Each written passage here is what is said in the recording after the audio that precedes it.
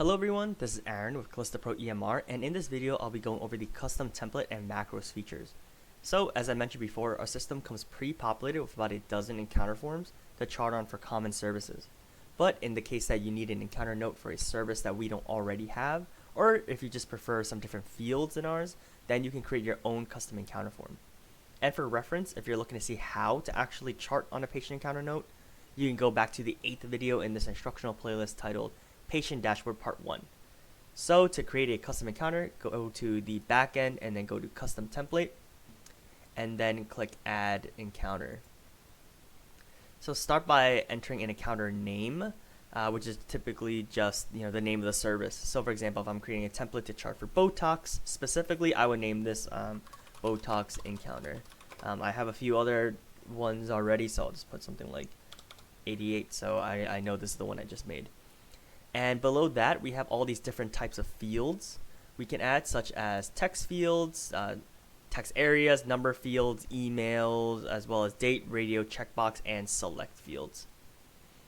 And so this custom encounter form feature basically allows you to build a form to ask whatever you want, and you can choose how you want to receive your responses from these fields. So you can use this to create forms for charting specific services or even consultation forms to send to patients. It can be a bit confusing at first, but once you see it and practice, you'll understand what I mean. So the easiest way to start is to just ask yourself, what sort of questions will I be asking the patient so I can write down their responses. So for example, if I want to know their first and last name, I would select something like a text field. And then this will pop up. Where it says enter the label text, that's basically what you're going to read and what everyone else is going to read when you pull up the form.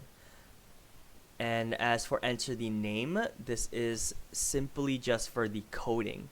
So for here, because this is what everyone's going to read, I'm just going to write first and last name. And down here, because it's strictly for the coding, it actually doesn't really matter what you put here. You can probably put like an abbreviated version of whatever you wrote up here. So you can actually write like just name if you want, or you can just copy and paste the exact same thing and no one will know. Either way, they both work. And so after that, you're just going to click preview to see how it looks like on the other side right here. And then you can delete it if you want to delete the field. So right here, you click it and it basically allows you to type whatever.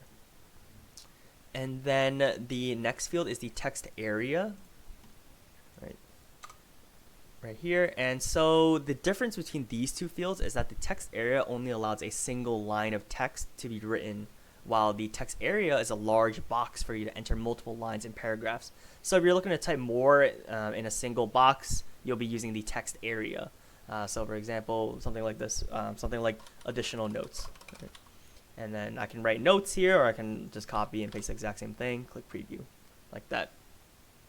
And then the next three fields after that is the phone number, the email, and the date fields, which is kind of self-explanatory, but allows you to basically add a field for your phone, email, and date. So we can skip those, and we'll just go straight to the select field, which allows you to create a drop-down of responses for you or the patient to choose a single one from. So for example, since this is a Botox form, I could create a drop-down to select the type of Botox administered for the patient. So I would click the select field and I enter the name. So the label text will be type of Botox. And then for the name, same exact thing. And then over here, this is where you're going to add all the options. So if I say, type 1, I don't know any of the names right now, but click add, and then I do type 2, and I'll do that and make it type 3. No preview, and this is how it looks like on the side. Notice how it becomes a drop down, and you can do that. Then the next one is the radio field, which is used when you need to select one response from two choices. For example, you can ask, have they done Botox before? And you can have yes, no answers, right? Have they done Botox before? And then you write the same thing. You write Botox, doesn't matter. And then over here, you write yes, and then write no. And this way they can only select one or the other. And then finally is the checkbox field. So this is used when you want to have a list of choices that the user or patient can select multiple responses from. So in this example, I can have it ask, like which areas, and list things like I can make this, I can just have to say areas, and then say things like forehead, and then click eyebrow, and something like chin, like that. And then I'll click preview, it'll look like this, and then I can check off multiple or just one if I want to. And then one last thing is that you can customize the form by checking off this box at the very top, enable default image, which is referring to the template of the face that you see in some of the pre-populated encounter notes. So you can add marks onto those. So if this is checked off, then it automatically adds that to the very bottom of your encounter form. And if not, then the image won't appear, but you'll still be able to add an image from either your computer or patient images section. And finally, notice how you previewed the fields on the side, and notice that there are these up and down arrows. So you can click these to push them up in the field, so or in the form, so that you can rearrange them. So if I want, type of Botox up here, I can just do that. If I want additional notes at the very bottom, I can do that as well, right? Like that. And once you're done, just click save. Very bottom. Oh, right here. And then it says encounter templates created successfully, and then we could see it's right here. You're free to clone, view, make inactive, or edit. And finally, right back to back and right here. One important thing to note is that if the encounter form has not been used in an active patient's chart, then you can still edit and delete the form. However, if it has already been used and then saved, you're no longer able to do so due to potential security and HIPAA issues.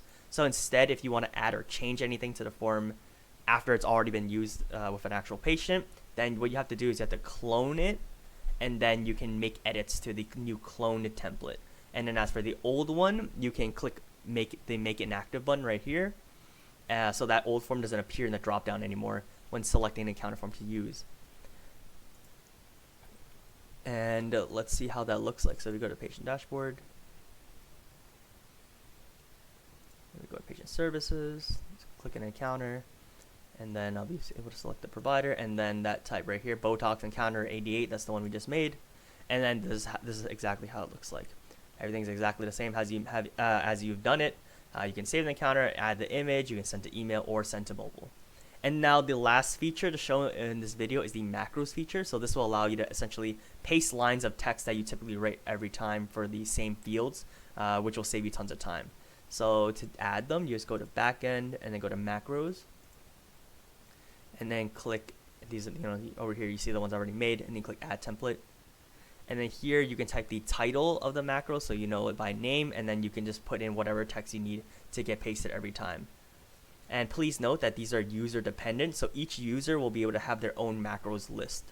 And now that you've added some, we can go back to the patient services section and then try to add one of those. Let's go back to the dashboard.